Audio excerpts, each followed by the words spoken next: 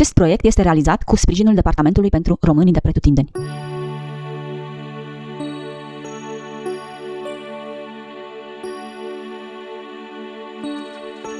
Bună ziua! Unde merg? În treaba mea. Care-i treaba mea? Păi dacă e treaba mea, nu vă pot spune că e treaba mea, nu? Oh, murgule.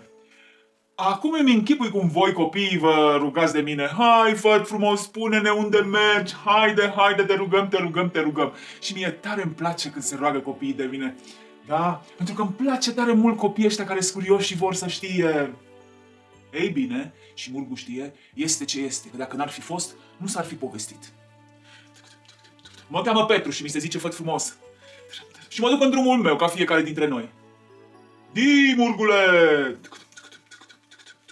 Drumul meu e întotdeauna întortocheat și anevoios.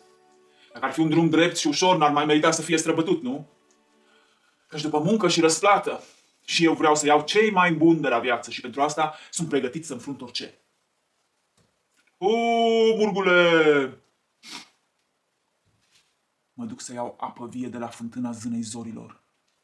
Di, Murgule! Nu e treabă ușoară. Zânele astea par bune și frumoase, dar când se supără, să te ferească Sfântul. Așa îmi zicea mie baba Birșa când eram mic. Frații mei, Flora și Costan, au pornit înaintea mea să aducă apă de la fântâna zânei zorilor. Dar nu s-au mai întors.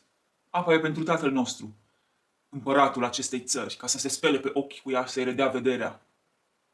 Dar tatăl nostru a rămas la fel. Un ochi îi râde și celălalt îi plânge. Și nu știe cui să lasă împărăția. Numai apa fermecată din fântâna zânei zorilor îl poate înveseli și să-i dea înapoi vederea. Iar cel care va fi vrednic să o aducă, va fi vrednic și de a cârmui împărăția, a zis el. Și iată-mă, la drum pe Murgul meu! Hai, Murgule! Tăgădăm cu Murgul meu, o pornim spre zare. Tăgădăm pe drum mereu, lumea este mare. Tăgădăm, ajungem noi la zâna zorilor. Tăgădăm, străbatem drumul chiar de nu-i ușor. Peste tot în drumul meu de piedici mă lovesc, însă de-aia sunt viteaz ca să le biruiesc. Tăgădăm, ajungem noi la zâna zorilor. Tăgădăm, străbatem drumul chiar de nu-i ușor. Murgul meu a fost odată calul tatălui meu, dar baba Birșa l-a reînviat dintr-un frâu vechi pe care l-am găsit în pod. Ia frâiele și dă cu ele de poarta casei și o să vezi ce cal răsare din treaba asta. Nia! Și-a venit pe lume Murgul meu.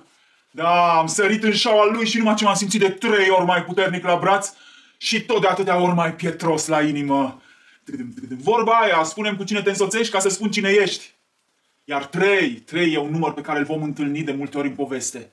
Da, rămâne să-i aflați voi însemnătatea. Nia! Cum să mergem, stăpâne? Ca vântul, ca gândul, ca dorul sau ca blestemul? O luăm ușurel, ca un vânticel de primăvară, să nu obosim de la bun început. Tăgădăm cu Murgul meu, o pornim spre zare. Tăgădăm pe drum mereu, lumea este mare. Tăgădăm, ajungem noi la zâna zorilor. Tăgădăm, străbatem drumul chiar de nu-i ușor.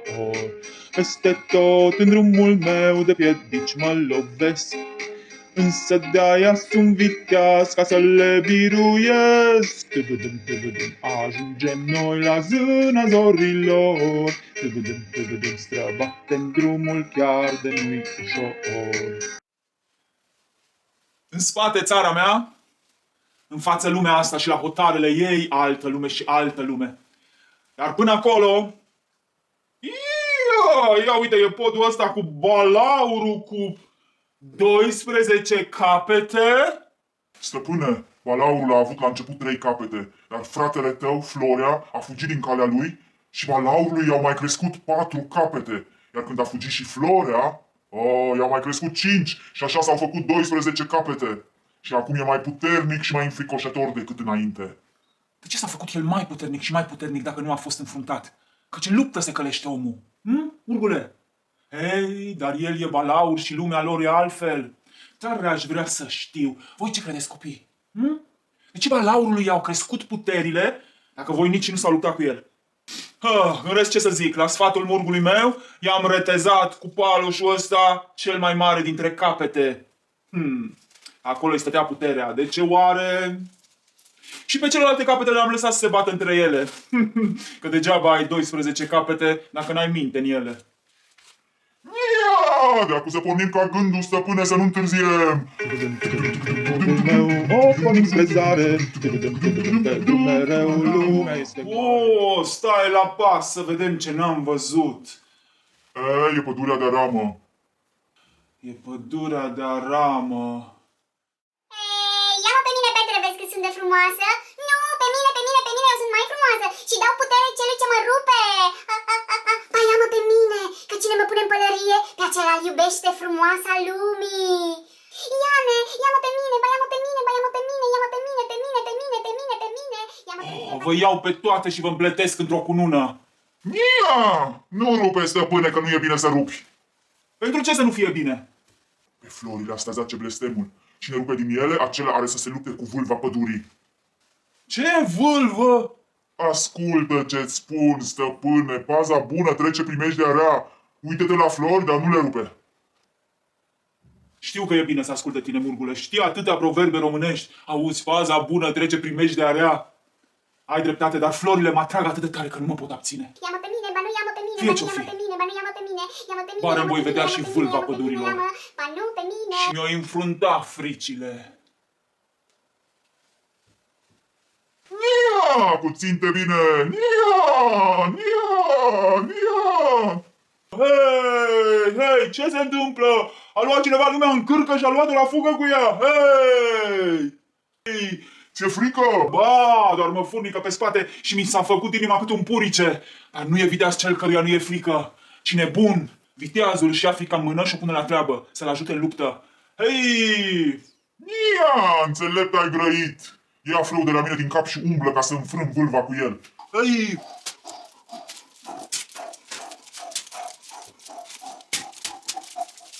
Hei! Așa era de grozavă și de fricoșătoare. Cap n-are, dar nici fără cap nu este. În aer nu zboară, pe pământ nu umblă. Are coamă de cal și coarne de cerb. Față ca ursul, ochii ca diholul. Și trupul cu de toate. Numai de ființă nu. Mi-a luat 3 zile și 3 nopți ca să pun căpăstru pe tine. Niha! Fii liber, du-te în lumea largă, că destul ai fost rob. Niha! Hai, căluțule, zburdă!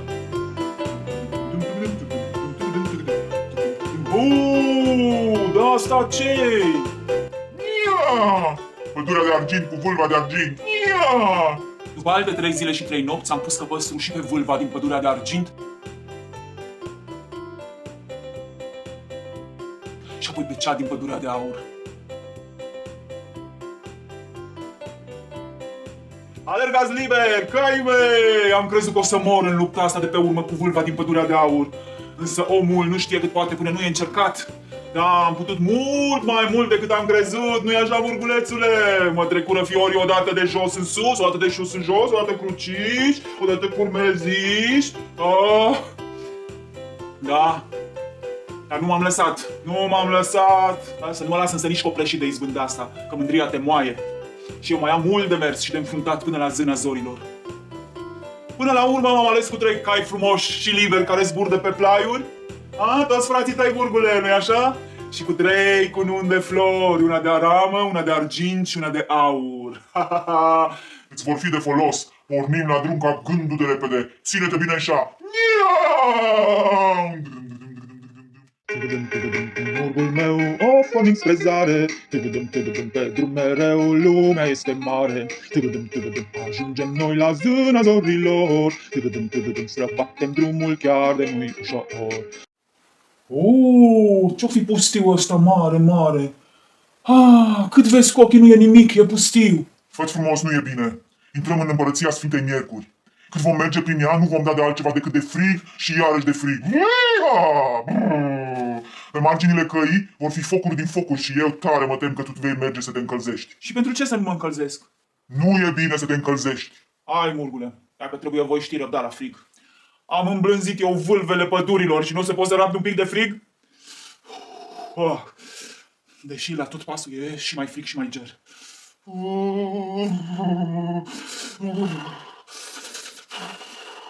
Da, frig și ger încât îngheață-mă după oase. Hai, făt frumos, căzește-te cu noi. Haide. Hai aici, la foc. La foc. Doar o clipă să stau la foc. Să mă duc? Nu mă duc. Să nu-ți fie frică. Mulțumesc frumos, dar nu mi-e frig. Chiar nu e frig numai așa. Frig. E frig. De îngheață vițelul în vacă și răsuflarea în gură. De crapă stâncile de gerce e. Copii, voi ce ați făcut în locul meu? Hai să întoarcem povestea. Hai să mă așez acolo la foc să mă încălzesc, să vedem ce s-a întâmplat.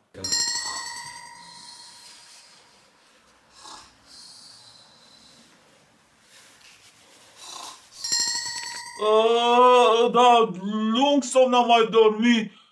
Unde mergeam? La Zâna Zorilor. Da, unde să mă mai duc eu acum la Zâna Zorilor? Cred că mă culc la loc. Făt frumos, nu e bine cum ai schimbat povestea. Scoală și hai la drum dacă vrei să ajungi unde mergi. Nu întotdeauna trebuie schimbate lucrurile. Uneori ele merg bine pe drumul lor. Hai, te așteaptă Zâna Zorilor și tatăl tău cu apa vieții. Da, nu e bine. Nu e bine să te abați din drum. Hai, murgule, înainte.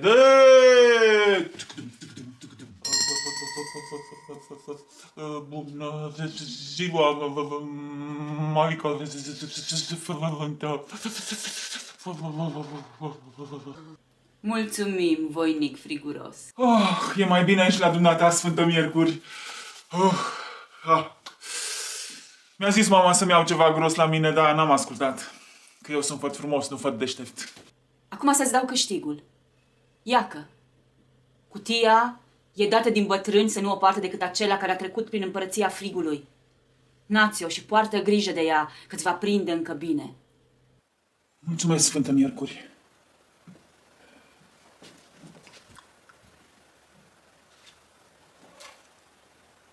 Când o deschizi, îți vine veste de unde vrei și știre adevărată din țara ta.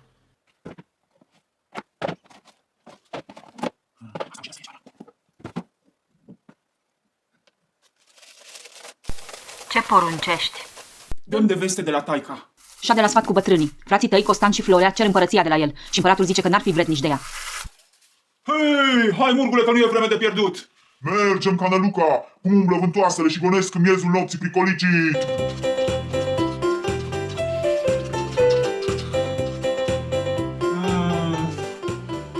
E căldură. Ai avut necaz cu frigul, acum să dai de o căldură cum n-a mai fost. Să rămâi voinic, să nu te tragi la răcoare, că nu e bine. E o căldură de se topește și mădul la oase. Căldură, adică, cum nu poate fi decât în împărăția Sfintei Joi. Ia uite, mi s-au topit potcoavele. Ia uite la voile la răcoroase cu izvoare reci și astâmpărătoare. Simt că mi-a secat inima în mine și mi s-a uscat limba în gură de sete. Fă frumos! Hai și răcorește-te în lacul ăsta! Să mă duc? Să mă duc? Să nu mă duc? Mă duc, că mi-e o sete de nu mai pot. Nu mă duc, mă țin bine. Drumul e lung, murgule, nu mai ajunge, murgule, nu mai ajunge. Ia uite, coliba Sfintei Joi. Bine că am ajuns. Cât de mai mergeam mult, mă făceam supă. Ziua bună, voinice! Ziua bună, Sfântă Joi! Eu sunt Petru, făt frumos, și să aduc veste de la Sfânta Miercuri. Dar nu stau, că n-am vreme de pierdut. Cine știe cât mai avem de mers până la Zâna Zorilor? Ce zi astăzi? Joi, ce zi să fie? Dar mai stai o leacă să-ți mai zic o vorbă.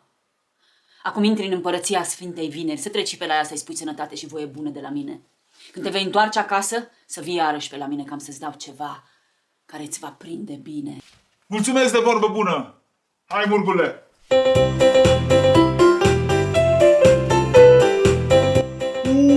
Murgule!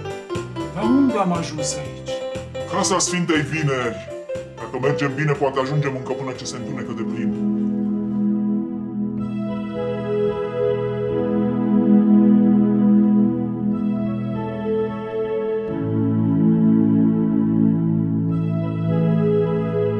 Să n-ai nicio frică, acestea sunt fetele vântoaselor. Se joacă prin aer așteptând să vină vârcolacii.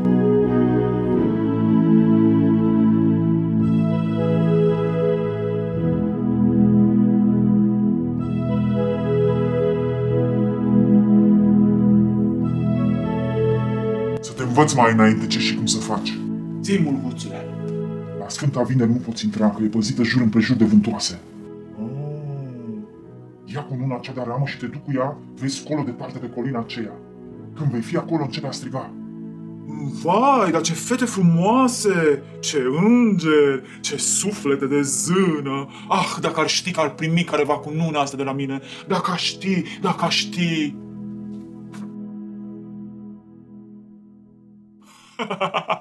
Ce se mai bat vântoasele pe cununa de aramă! Stai, ia cu luna cea de argint și te duc la fereastra Sfintei Vineri. Dacă te întreabă baba cine e, tu să zici... Am rătăcit prin pustiu și n-am unde să dorm peste noapte. Mergi cu Dumnezeu, fătul meu, că eu n-am loc să-ți dau. Ba, zău, eu nu voi merge. Cât de când am fost mic am tot auzit de frumusețea Sfintei Vineri și nu m-am luptat pentru cununa asta de argint care voie să-i o dau ei. Nu le-am făcut și pățit toate astea pentru ca să merg înapoi când voi ajunge la ea. Să vă cununa. Hai, vino în casă, fătule. Făt frumos. Dar știu că e bătrână baba asta. Nu să-i număr încrețiturile de pe față. Ar fi trebuit însă să am 7 vieți ca să ajung până la capăt cu număratul. Când nu era încă ce este și când lumea nu era lume, atunci m-am născut eu. Și eram atât de frumoasă fiind copilă, Doamne, încât părinții mei au lăsat să fie lume ca să fie cine să se minuneze de frumusețea mea. Când s-a făcut apoi lumea, eu eram fată mare și de minunat ce s-a minunat de frumusețea mea, lumea m-a deochiat.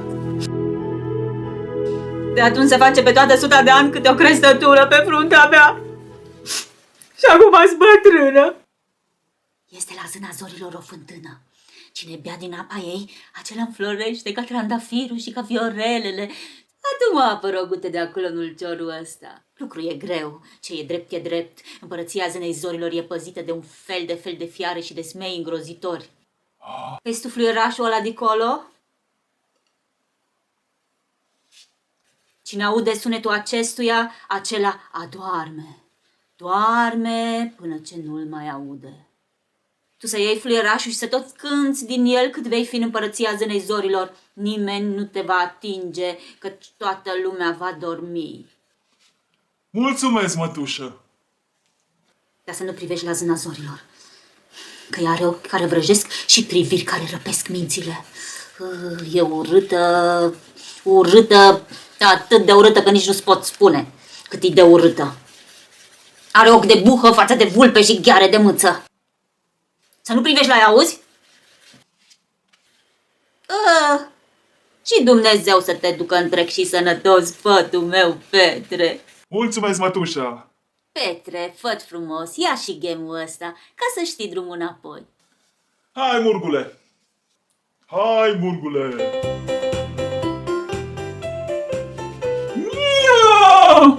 Nia! Murgule, uite-te în zare! Acolo unde se lasă cerul pe pământ. Uite unde stau stelele de vorbă cu florile. Acolo se vede o roșață, cam așa cum e cerul colea în zorile de primăvară. Dar mai frumos și mai minunat, acolo trebuie să fie cetatea zânei zorilor, cea urâtă. Atât de urâtă, ochi de buhă, față de vulpe, gheară de mâță. Dar cetatea e frumoasă. Turnuri albe și acoperiși de argint și ferestre, din aer tors cu multă maestrie și țesut în gherghef de aur întunecos. Uite razele versele ale soarelui cum se joacă peste ele. Cum se joacă vântul cu umbra copacilor, colea primăvara. Câtă frumusețe îngrămădită la curtea celei mai urâte din lume. Bubule, tu du-te și paște, du-te, și noi să cântăm din fluier.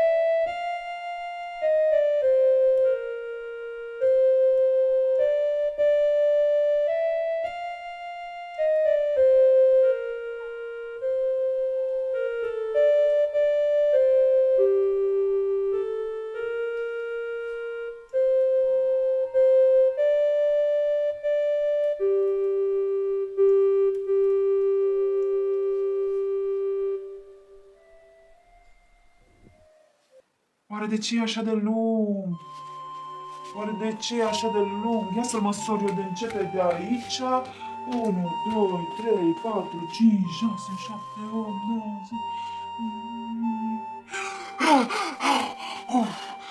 10. Oare de ce e așa de lung? Copii, știți voi? Copii! Am uitat de voi, iertați-mă, copii, am fost prins cu toate treburile astea.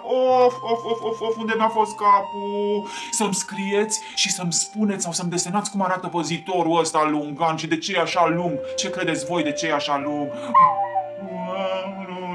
Dar să-mi scrieți neapărat că altfel noi putea dormi la noapte, mă perpeli și mă întoarce și pe o parte și pe alta și o vorbi în somn și o zice, dar de ce nu-mi scriu copii? Dar de ce nu desenează copii? De ce nu primim desenele de la copii? Vreți să-l supărați voi pe făt frumos? Dar să nu uităm de ce am venit. Bine că am fluierul, că dacă nu dădeam de dracu cu ăsta. Om neom. Hăi, da balaurii ăștia cu 7 capete care sforă aici, mai să te înghită, nu alta. Ce ziceți? Să-l gândim un pic cu fluierașul? Ha? Ce ziceți? Dacă se trezește. Nu, mai bine nu, că balaurii e tot balaur.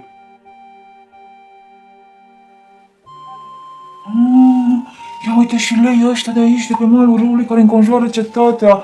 Leișorilor, bine că dorm. Și zânele din grădină. Ia uite-le, una mai frumoasă ca cealaltă, doar stăpâna lor e urâtă.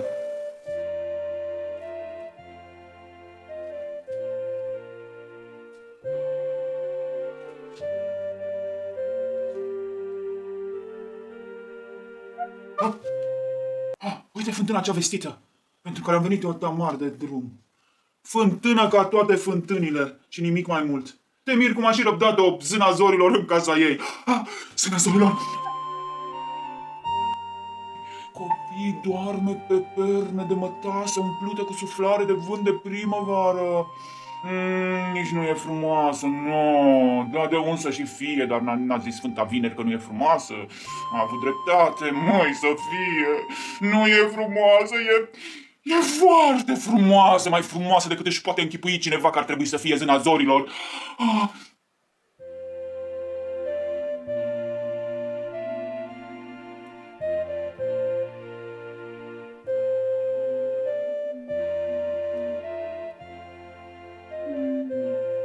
Sau așa văd eu. Se zice că frumusețea e în ochii privitorului. Sau cel puțin așa zice murgul meu cel înțelept.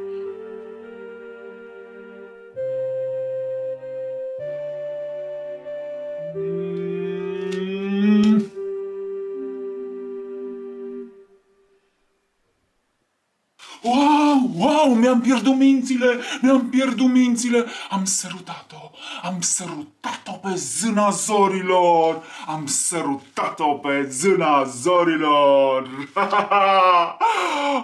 ce ochi, m-am îndrăgostit, copii, m-am îndrăgostit. Cununa de aur e pentru tine, zână a zorilor. Iar apa din fântână e pentru mine. Murgule, la drum! Cum să mergem? Ca dorul sau ca blestemul?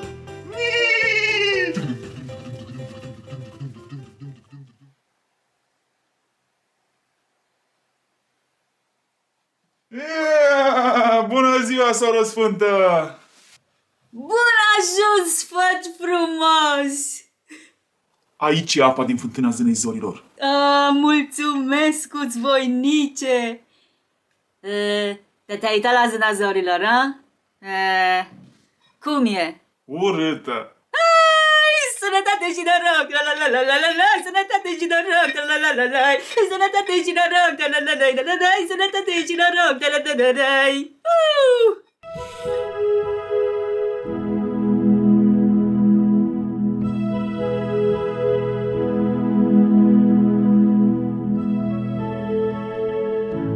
Bună vreme, Sfântă Joi! Să-ți ai grijă de viață, să nu legi vorbă cu om, să nu mergi iute grăbit, să nu iei apă din mâna nimănui, să nu crezi la vorbă și să fugi de buze dulci, să te duci cum ai venit, calea e lungă, lumea e rea și tu ai la tine lucruri mare. Ascultă dar de mine, ia că-ți dau o năframă. Nu-i de aur, nu-i de argint, nici de mătase, nici de mărgelie, de pânză nesădite să o porți că e vrăjită. Cine o poartă pe acela fulgerul nu-l ajunge sulița, nu-l pătrunde, sabia nu-l taie și gloanțele sar de pe corpul lui. Hai, Murgule, du-mă repede cadourul de casă!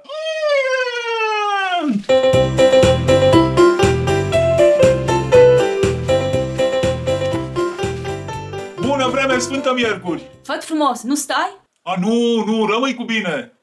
Am uitat de cutia vrăjită, să văd ce mai zice. S-a supărat zâna zorilor pentru că i-ai furat apă? S-a supărat Sfânta Vineri pentru că i s-a spart ulciorul când juca de bucurie? S-au supărat frații tăi Florea și Costan pentru că le-ai luat împărăția?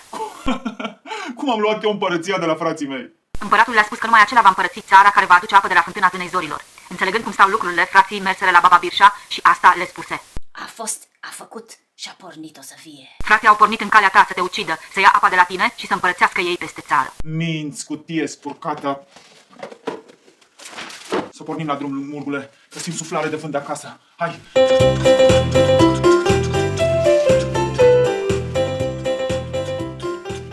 Ce s-a întâmplat cu Făt frumos? După ce m-a aruncat pe jos, a pornit-o spre casă, dar pe drum l-au întâmpinat frații lui, buni la vorbă și dulci la buze, și pentru că nu mai văzuse ființă omenească de multă vreme, Petru era vesel și fericit și a uitat de sfaturile Sfintei Joi. Le-a spus și de năframa care l-a apără de orice armă, iar frații l-au ademenit la o fântână seacă, vezi, Doamne, să-și potolească setea. Murgul i-a spus, nu merge, Petrule, dar el n-a ascultat. Și în fundul fântânii putrezesc astăzi oasele. Ce s-a întâmplat după aceea? Frații porniră cu apa către casă, ca și când ei ar fi adus-o chiar de la zâna zorilor.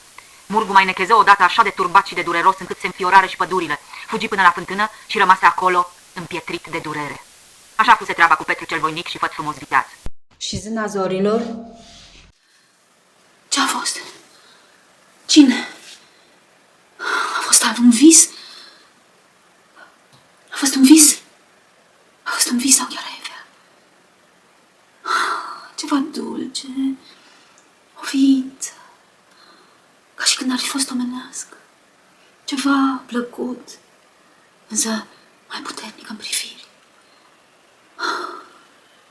Mai altfel decât am văzut eu până acum. Zânelor, nu știți ce a fost? Ați văzut? Ați auzit? Sau ați dormit? Ați dormit? Ați visat? Am visat. Am visat. O cunună. Ce cunună frumoasă. Cine a cules florile din cunună? Cine a plătit cununa? Cine?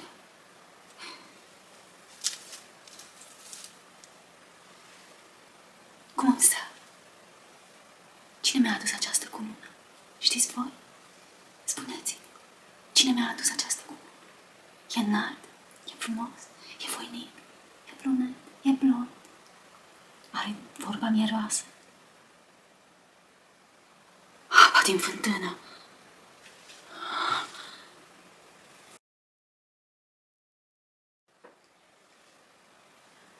Apa din fântână e tulbure.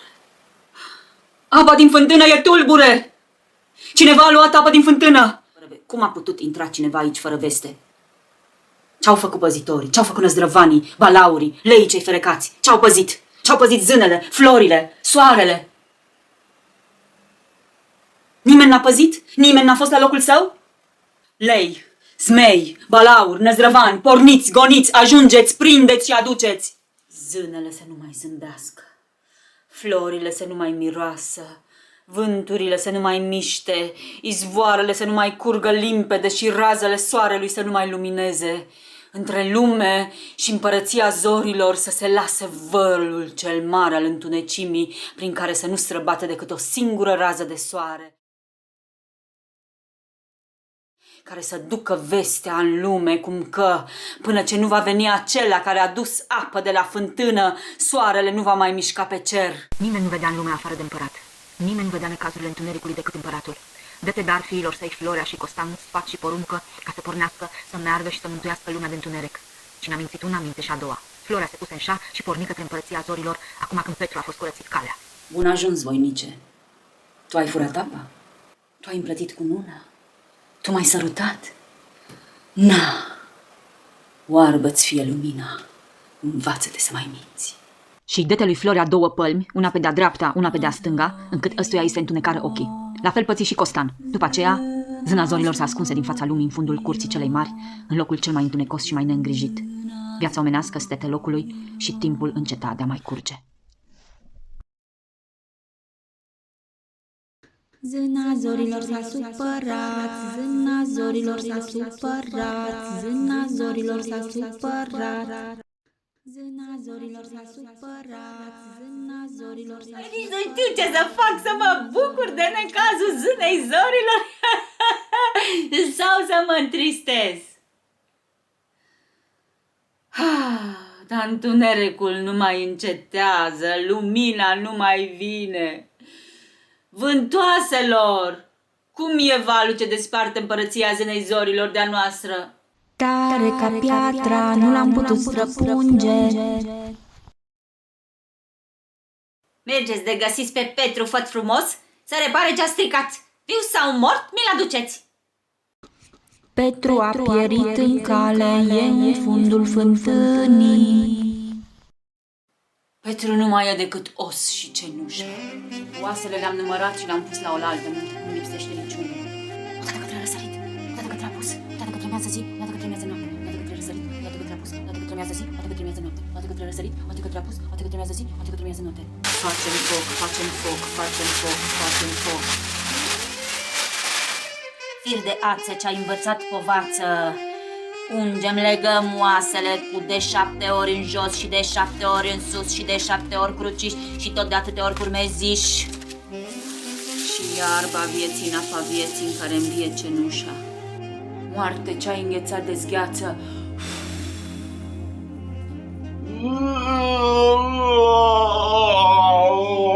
Da, lung somn n-am dormit. Ai fi dormit tu, maică, somnul de veci de nu eram noi. Ia dă cămașa încoace să-ți întăresc semnele de pe ele, ca să te ajute la întoarcerea acasă, că de multe ori drumul înapoi e mai anevoios.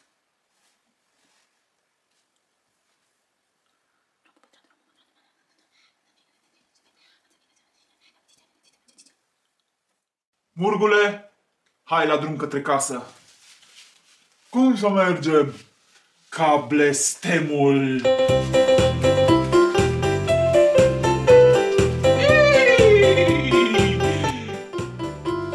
De ce nu e picior de om la curtea domnească? Hai, Murgule, pe nerăsuflate până la curtea zânei zorilor.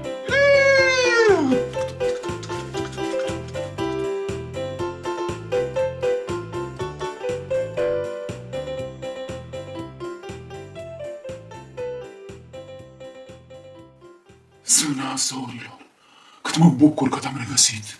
Petru, făt frumos, te-ai întors.